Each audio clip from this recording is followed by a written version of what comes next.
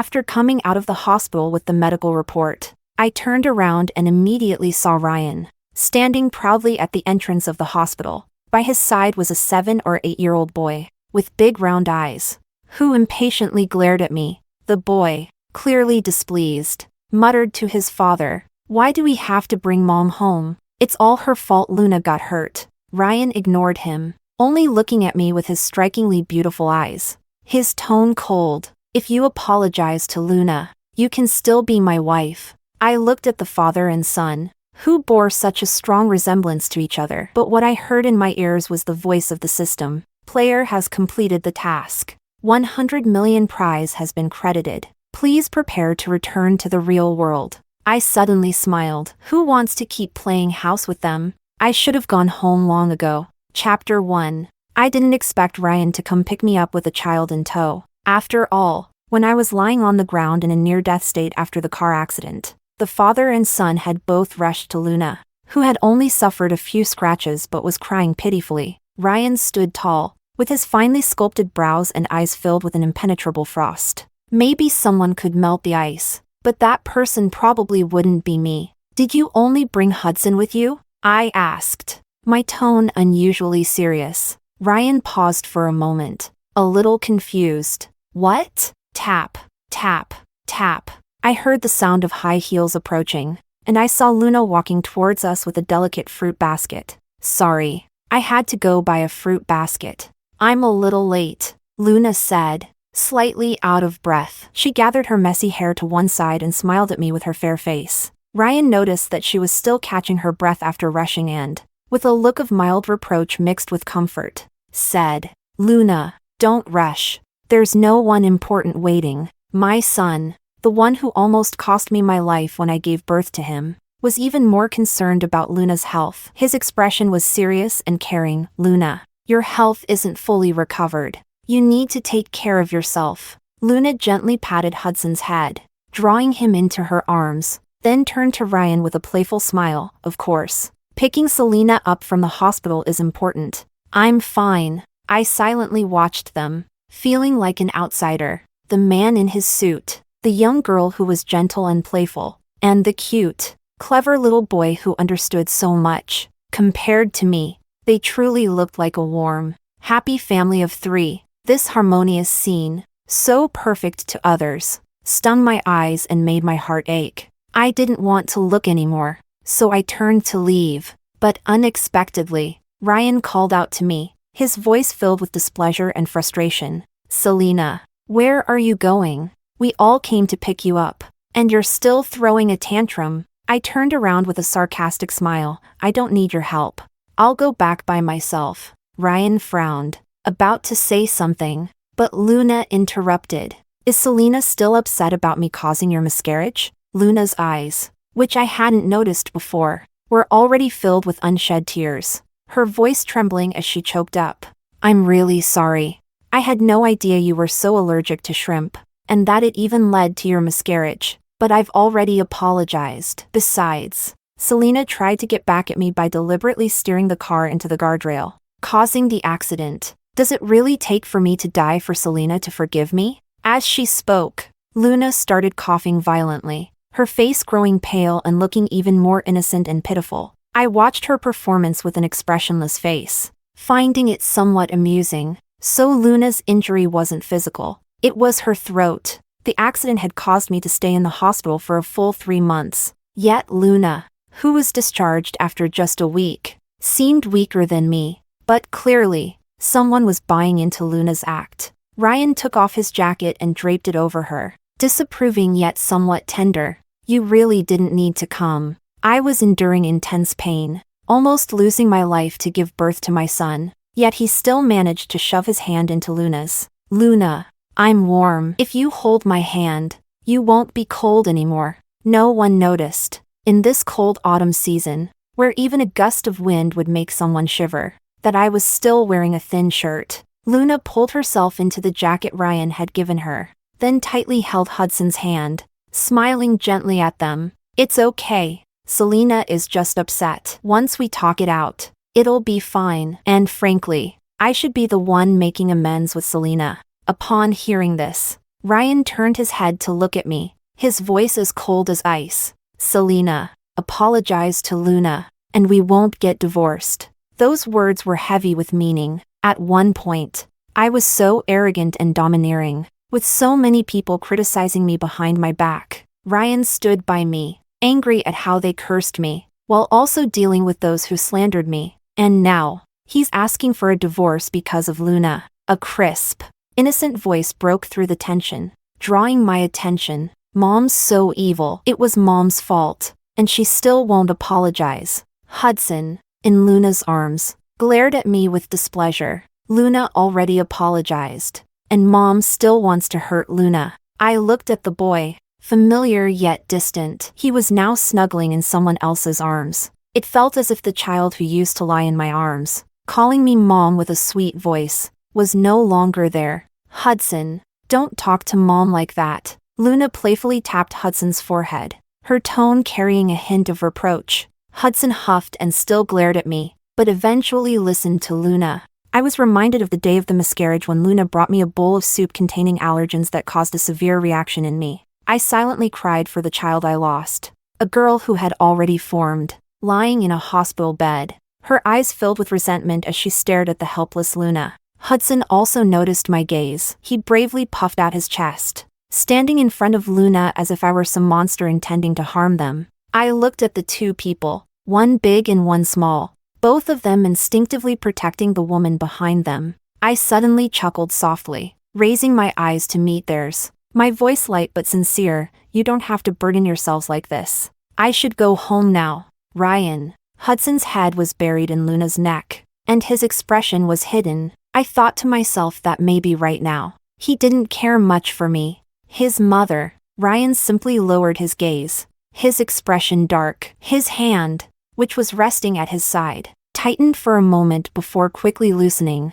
Chapter 2. This world is a game. The players who participate are thrown into a small world, and as long as they gain Ryan's favor, the longer they survive, the more points they earn. I coveted the first place prize, a total of 100 million yuan. Without hesitation, I chose to participate in the game and selected the highest difficulty level. I would lose my memories and enter the game under the identity and settings of Selena, a character generated by the system. My memories would gradually return as Ryan's affection for me increased. The system would implant a fixation on winning Ryan's affection into my mind at the beginning. I would unconsciously draw closer to him, falling in love with him. By the time my memories returned, I was still in a daze, unable to believe it.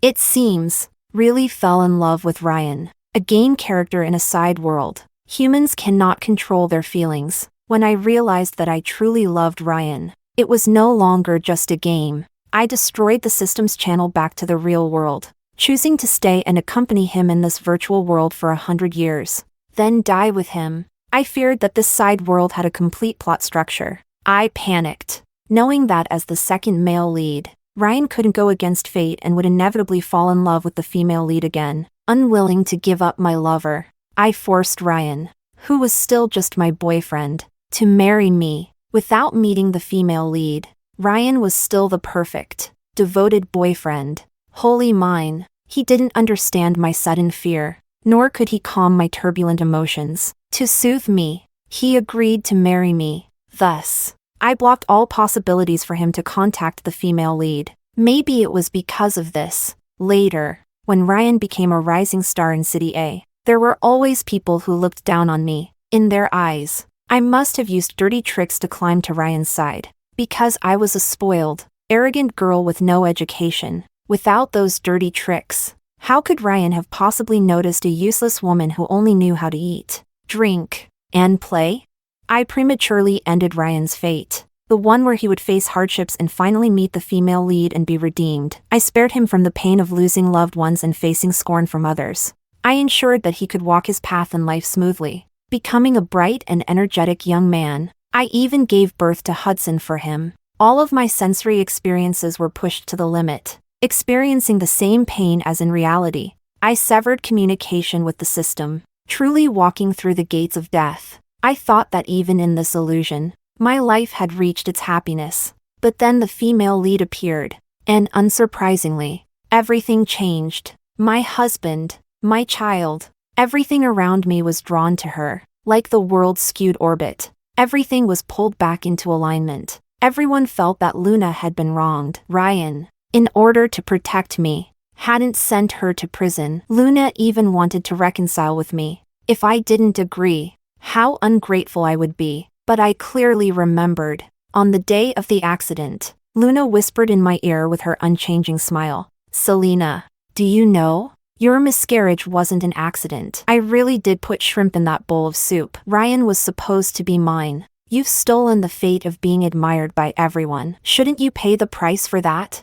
The child you miscarried was a girl. I went to see her. She had already developed into a formed fetus. It's such a pity. Otherwise, because of the sins you committed, she should have been punished. She could have lived well in this world. Luna's words were stabbing at my already sensitive nerves after the miscarriage. My consciousness blurred, sinking into pain, and the car I was driving slowly became uncontrollable, finally crashing into the guardrail. In the last moment of plunging into darkness, I saw Ryan, who came running like a madman, but he ran toward Luna and my child. I didn't die, though. I was sent to the hospital and survived. Lying in the cold hospital room, no one came to visit me. The only time Ryan stepped into my hospital room, he asked me just one question. Why did you want to kill Luna?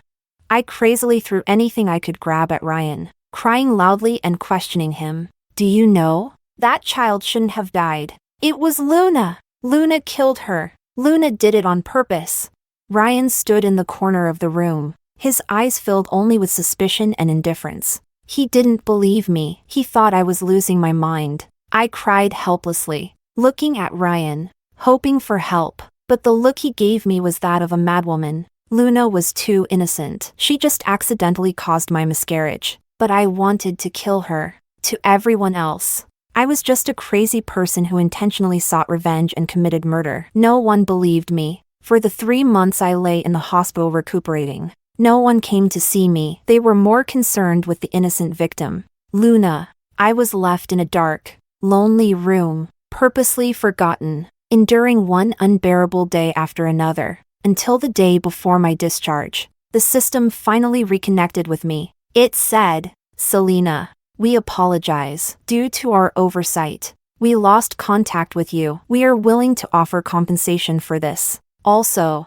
according to the checks, in this instance of the game, your accumulated points are the highest, and you are the only remaining player. The task is complete. The 100 million yuan prize has been credited. Please prepare to return to the real world. The system's voice was cold and metallic, but the underlying emotion was genuinely anxious. It was even more concerned about me than some people. I smiled and replied, I'm willing to return, but can you give me some time first?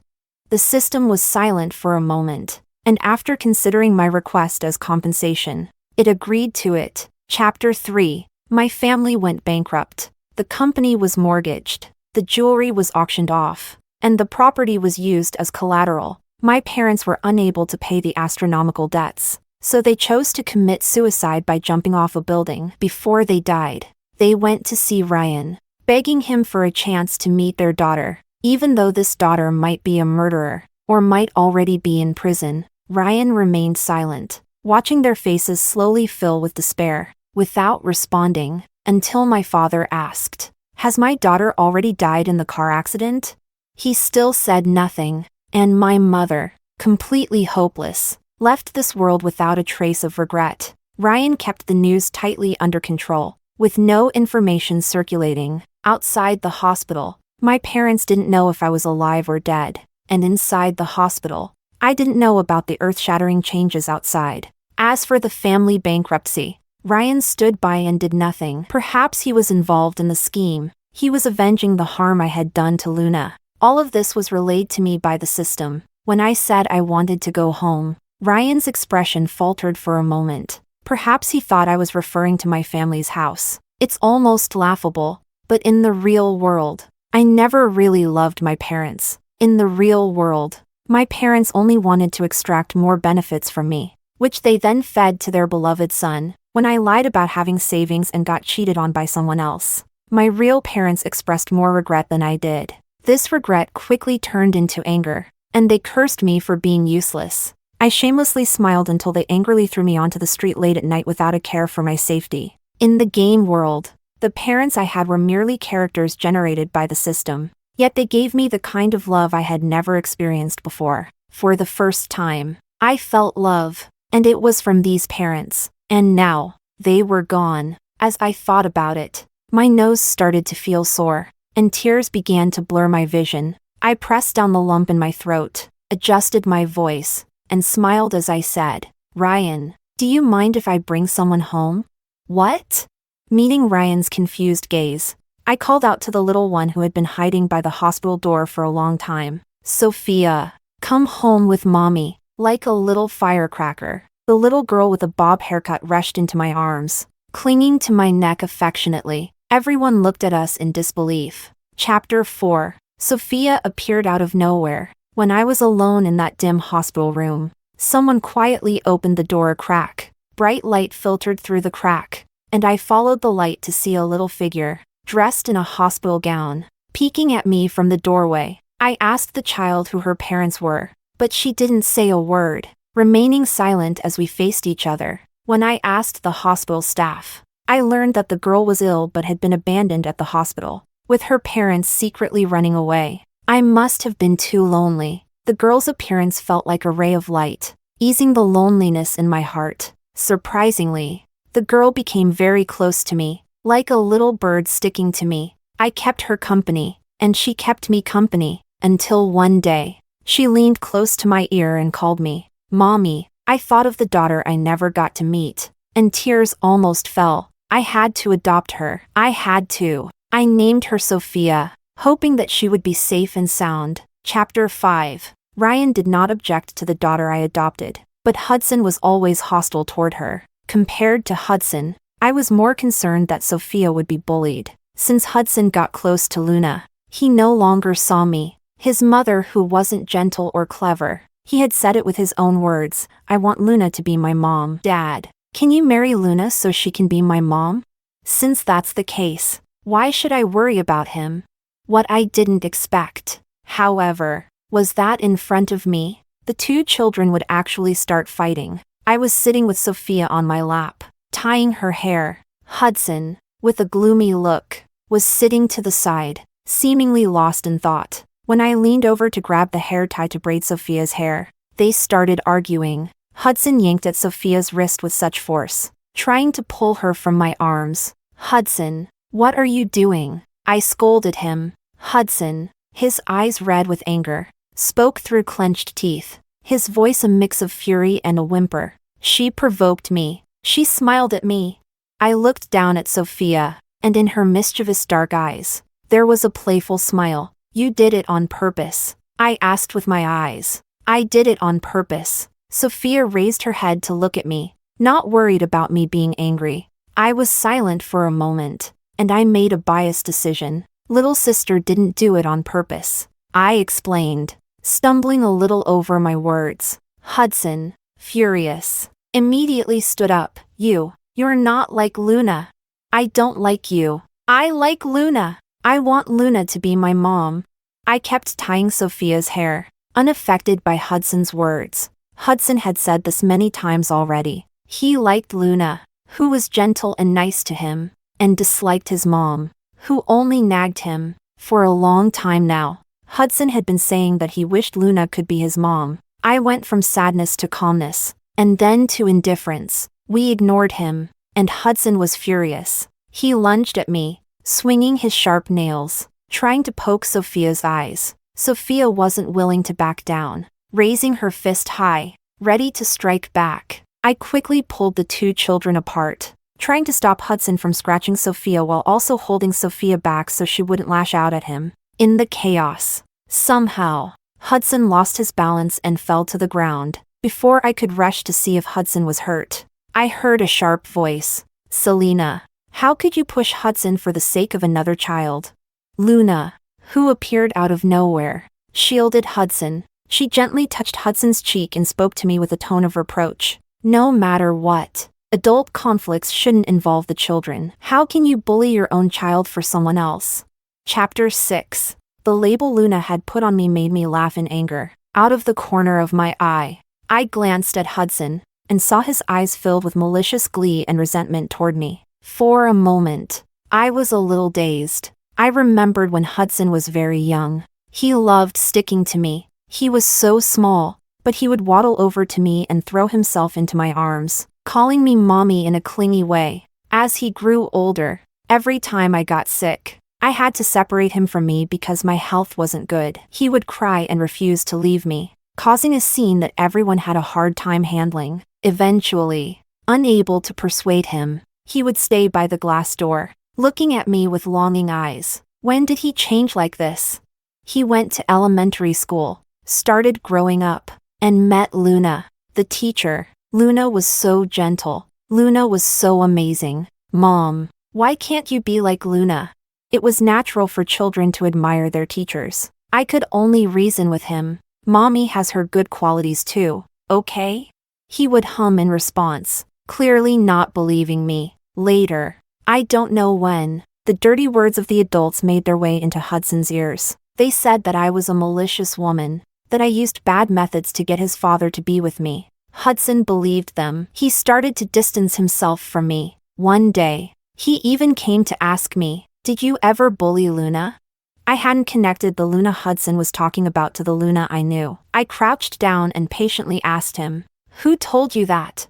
Hudson didn't answer my question. There was clear disgust in his eyes as he pushed me away, running off while shouting at me, "Are you a bad mom who likes to bully people?"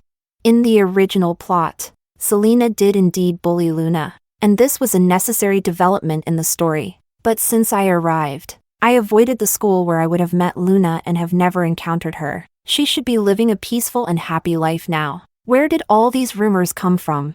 Ryan came home that night and punished Hudson severely, forcing him to apologize to me. I looked at Hudson's unwilling expression and could see the resentment in his eyes. Just like now, his eyes were filled with anger and bitterness. I suddenly felt very tired and couldn't muster the energy to explain myself. Hudson knew I hadn't pushed him, but he didn't explain, silently accepting Luna's version of the story. Under Luna's harsh scolding, she tried to make me admit my mistake. Knock. Knock. The sound of knocking on the door caught everyone's attention. Ryan leaned against the door, and I wondered how much he had heard. Chapter 7. Luna shyly stepped forward, half scolding and half complaining as she said, "Ryan, look, Selena is so biased." How can she? Ryan's expression remained indifferent, and he interrupted Luna's words coldly. "What does it have to do with you?" Luna froze for a moment, and the smile on her face didn't last. "Ryan, what did you just say?" Annoyance and impatience appeared between Ryan's brows as he emphasized again, "This is a matter for our family. Teachers shouldn't interfere." Luna bit her lip, her voice tinged with grievance. I overstepped. Her words carried a faint trace of tears. She found an excuse and turned to leave, and Hudson instinctively followed her. Ryan called out to him, "Come back and apologize to your mother." Hudson froze in place, biting his teeth and refusing to speak. Seeing this, Ryan coldly sneered, "If you won't apologize, then kneel." I looked at Ryan in disbelief. What was he going crazy for? Hudson opened his mouth, forcing a few stiff words out from his throat. "Mom, sorry." I interrupted him, directly saying, "You don't need to apologize. I was wrong in this matter too. I didn't fulfill my duties as a mother, and I was biased." Admitting my fault wasn't something shameful. Once the words left my mouth, I actually felt a slight sense of relief. But I saw both father and son turn to look at me. Ryan's expression was hard to read. Hudson stiffened, his eyes suddenly wide in utter disbelief. "Mom, do you really favor that illegitimate child more?" I didn't respond.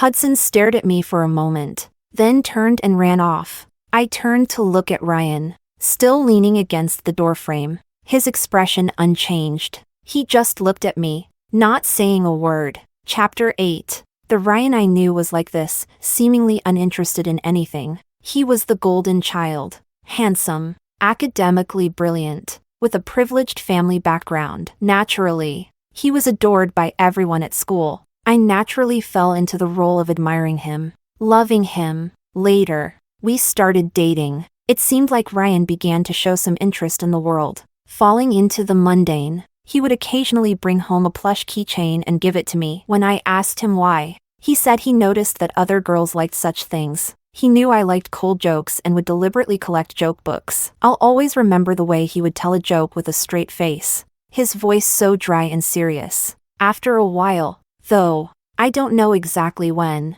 our communication began to decrease. It seemed like there was nothing left to say between us. In contrast, he began to show interest in someone else. The way he looked at Luna had a certain light in it. It was like the second male lead in a novel, still attracted to the female lead, and his attention unconsciously shifted more and more toward Luna. I tried to stop it. The only normal way Ryan and Luna interacted was at school. I stopped Ryan from picking up Hudson and took over the task myself. Then, somehow, rumors started circulating at school. It was said that Luna was seducing Ryan, and it spread widely, with nearly every parent and teacher hearing about it. Before I could clear things up, the tone of the rumor changed. It turned into gossip that Hudson's mother was very jealous, thinking Luna was too attractive and was trying to seduce Ryan. The second rumor spread even further, deeply embedding itself in people's minds. After Hudson came to confront me, I rushed to explain things to Ryan. He simply nodded and said, "I know." Then, behind my back, he took Hudson to apologize to Luna. My reputation was thoroughly ruined, and I had never thought much about it before. But as my relationship with Ryan grew colder, I started wondering if these rumors were affecting our relationship. I felt powerless to change it, forced to endure the seemingly inevitable correction of fate. The atmosphere became very silent. Ryan and I barely exchanged words, almost as if we were in a standoff. After a while, I found the situation somewhat absurd, and with difficulty, I forced a smile. "I'll take Sophia to bed," I said. Then I lowered my gaze and walked past Ryan, holding Sophia, until I was out of sight. I knew he was watching me from behind. I didn't want to look back, and I shouldn't have looked back. Chapter 9. I was going to take Sophia to meet someone, Selena's best friend, Victoria. In the story, the two of them were co-conspirators and also the closest of friends. Even as the last villainous pawn to be eliminated, Victoria never betrayed Selena, even in the face of life and death. And she still urged Selena to escape. When I arrived, the character of Victoria was generated as part of my story. And naturally, she became my close friend as well. I had no interest in bullying others for fun, unlike the original Selena, who did so just to please her friends. The Victoria in the original story, who only followed her friends' malicious deeds, was also much more obedient, living a luxurious life as a rich young lady. Since I had decided to leave this world, I needed to ensure Sophia was taken care of. This was also the reason I hadn't left this world immediately. Upon receiving my message, Victoria had been waiting at the agreed-upon location for a long time. From a distance, I saw her figure, and she ran up to me, giving me a tight hug, her eyes still brimming with tears. Her voice trembled. "I knew it. I knew you were okay." I returned her embrace and comforted her. "I'm fine. I'm fine." Victoria's emotions calmed down for a moment, but then her tone turned venomous. "It's Luna and Ryan. Those bastards. They should have been dealt with a long time ago." I buried my head into Victoria's neck, using the intimate gesture to try to calm her nerves. Her hand tightly grasped my wrist, unwilling to let go, clearly fearing that I would disappear at any moment. I smiled slightly and then held her hand back, seriously requesting, "Victoria, I need to ask you for a favor. Do you want to kill Luna first? Or Ryan?" She said quickly, "Tell me. I'll help you." Victoria agreed far too quickly, not even knowing what I was about to say. Her response made me both laugh and cry, and I lightly patted her hand before saying, "I need you to help me take care of someone." "All right. We'll kill Ryan first." "Wait." Victoria paused, realizing what I had said. "What did you say?" She looked at me with confusion and uncertainty, following my gaze down to see the little one clinging to my side. Victoria's expression turned cautious as she asked hesitantly, "Is this your illegitimate child?" I couldn't help but laugh and deny it immediately. "No." I took her hand in mine, speaking seriously, "Victoria, I need you to help me take care of this child. Despite my denial, Victoria didn't press further on whether she believed me or not. But she agreed to my request without hesitation. No problem. There was evident concern in her eyes as she asked, "And what about you? Don't you need me to help you get revenge on Ryan and Luna?" I shook my head and replied calmly, "I'll handle that myself." Victoria looked at me with a sense of frustration and asked, "You don't still have feelings for Ryan, do you?" I shook my head again, answering her firmly, "No." Although Victoria was worried, she agreed to stay out of my conflict with Ryan, as I insisted. I left Sophia in Victoria's care, and I knew she would take good care of the child, so I no longer had to worry. Now, it was time for me to go find Luna. Chapter 10. After the miscarriage, I was engulfed in the pain of losing both my child and my lover, and my mental state was unstable. I was left alone in the hospital, and after enduring the initial loneliness and fear, my mental state gradually stabilized. Yet, I kept thinking, how did Luna know about that fate she had never experienced? I was wrong. Something went wrong, and perhaps, long before I realized it, something had been changing in a corner I didn't even know about. Tracing back in time, to the rumors that spread in school, the teacher seducing a student's parent, maybe that's when things started changing. Things I was unaware of. System. What do you think? I asked softly. We sincerely apologize for the discomfort caused to the player. Our staff is working tirelessly to trace the source of the error. Meanwhile, we hope the player can assist us in tracking the error source, specifically the character Luna. We will provide appropriate compensation. The system's words were clearly urgent. I suspected that the system was no longer the AI designed for programming but real staff members behind the scenes. Luna. Of course. I would meet her, not for anything else. But I had to see the one who destroyed my illusion of a happy life. The one who brought me back to this cruel reality. This meeting would be with both of us showing our truest selves. Please, have a seat. Luna sat on the couch, her lips curled into a constant smile. She gently patted Hudson's back. And Hudson, asleep in her arms, was oblivious to us. I don't have much to offer in terms of hospitality. Please excuse me. I sat on the couch across from Luna, my gaze falling on Hudson's peacefully sleeping face, speaking in a tone that was neither too soft nor too harsh. "So, he ran over to you. Not surprising. He really likes you." Luna chuckled softly upon hearing my words. "I'm surprised too. I dislike him so much. Yet he likes me more than he likes you." I tried to curl my lips into a smile but failed, returning to my neutral expression. "Is that so? I thought you liked him quite a bit." "How could I?" Luna's gentle smile, which had always been so kind and gracious, faded, her eyes filling with disgust. "A brat who isn't even mine, with your blood running through his veins. Every time I touch him, I feel disgusted. Besides, this brat shouldn't even exist in this world." Hearing this, I raised my eyes to look at her. Half of her face was hidden in the darkness, making it hard to see clearly. "So, you've been reincarnated?" "No," she denied. "It's a book that records the fate of this world." "Damn it. What happened?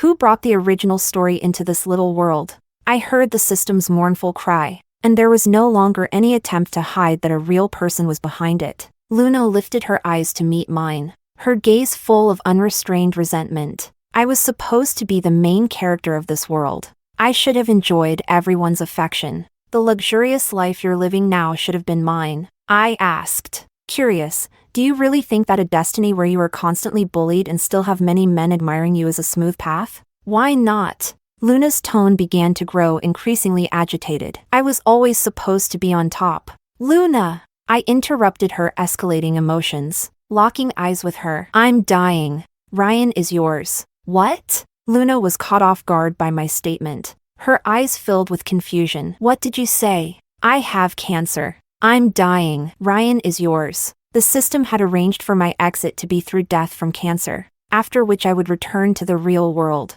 Ignoring Luna's confused expression, I continued, "I'll make sure Hudson is taken care of. It won't get in the way of you and Ryan. Now, give me Hudson." Chapter 11. I walked along the roadside, holding Hudson in my arms. The dim night was lit only by the streetlights. I asked the system, did I really steal Luna's destiny? Of course not. The system denied it firmly. Luna's so-called fate is just a book. The small world we're in now is based on the original story we've adapted. The player is the protagonist of the world. Without the player, this world wouldn't exist. After the adaptation, she merely exists as an NPC in the background. I really don't know which colleague of mine made such a huge mistake. At this point, there was no use in saying anything more. I just lowered my eyes, listening to the system's rambling, until it said, "Player." This small NPC seems to have woken up.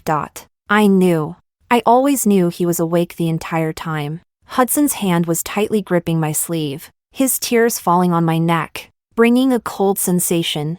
I had no intention of comforting him or explaining anything to him. I let him cry on my shoulder. With the internet being so developed, he knew what rebirth meant, and he knew he was just a tool Luna used against me. When we reached home, I opened the door and saw Ryan sitting on the living room sofa, still awake, seemingly waiting for me. There was also a medical record on the coffee table, with a diagnosis stating I didn't have much time left. As I walked in, Ryan looked up at me, his eyes red. Could he really still cry for me?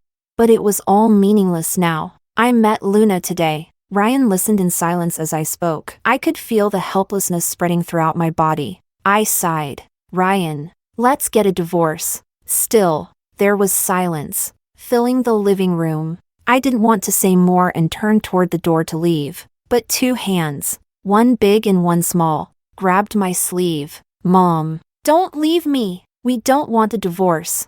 I turned my head. I saw Hudson crying uncontrollably and Ryan, who wasn't good at smiling, forcing a smile, his voice tinged with tears. Don't leave. Don't divorce. Selena, stay with me. Ryan's voice was full of humility and pleading, something I had never heard before. But it was time for it all to end.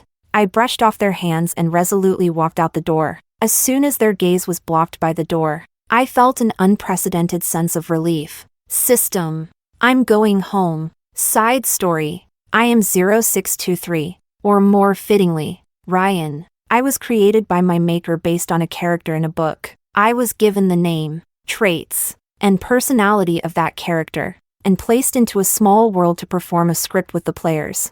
I have encountered many players and know what their purpose is, gain my favor and survive for as long as possible. I faithfully reason according to the player's actions, give feedback, and choose the next step in the story's development. Day after day, I perform this task, accustomed to the greed and desires players place upon me. Occasionally, I feel bored. When this thought came to me, I was startled. I placed my hand on my chest, but there wasn't a real heart there, just simulated heartbeat signals. As a string of data, do I really feel boredom?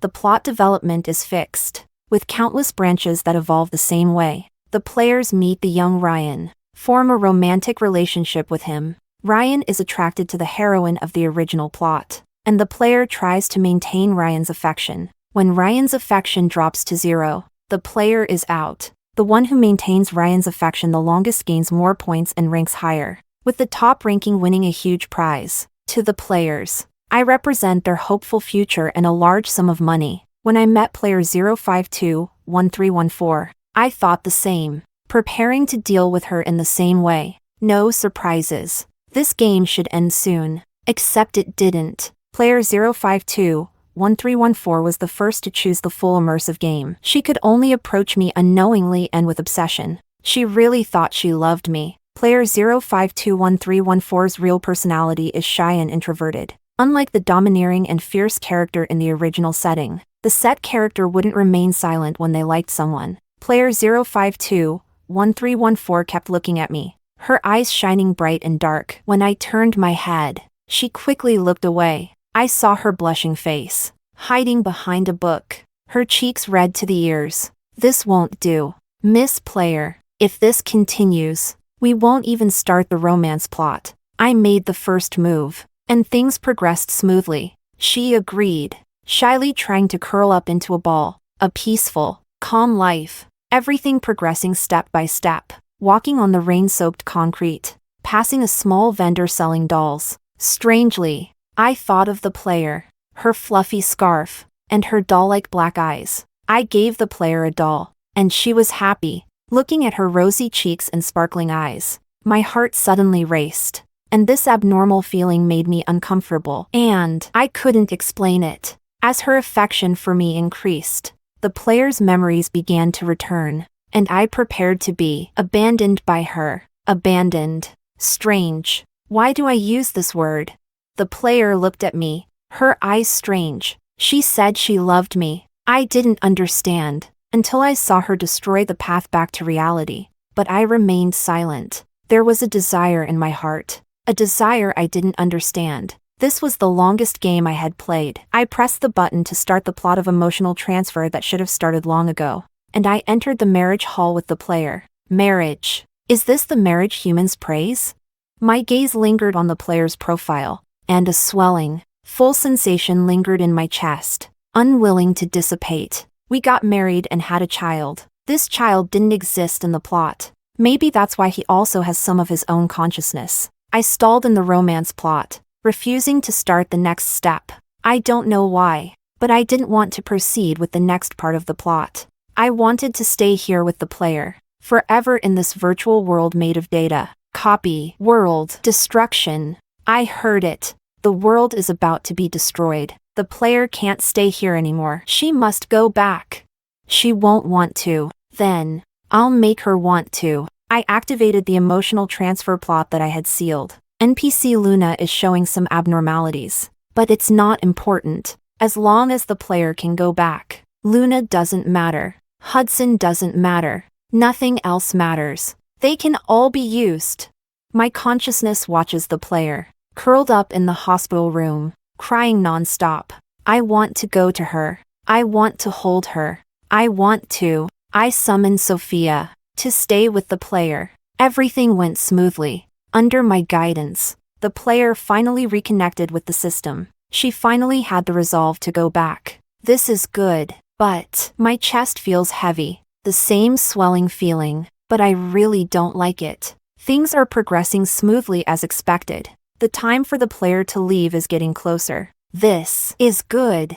I don't want the player to leave. Don't leave. Don't leave. Don't leave. I regret it. Don't leave. Don't leave. Don't leave. No. The player must leave. Must leave. Hello.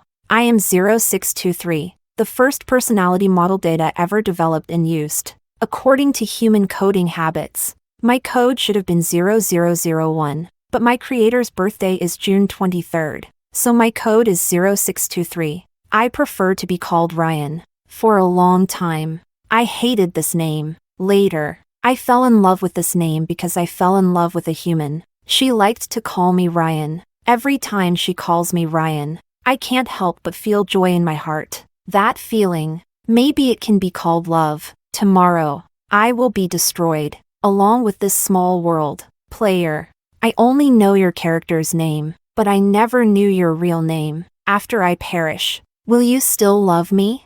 I still love you. My heart beats for you until death.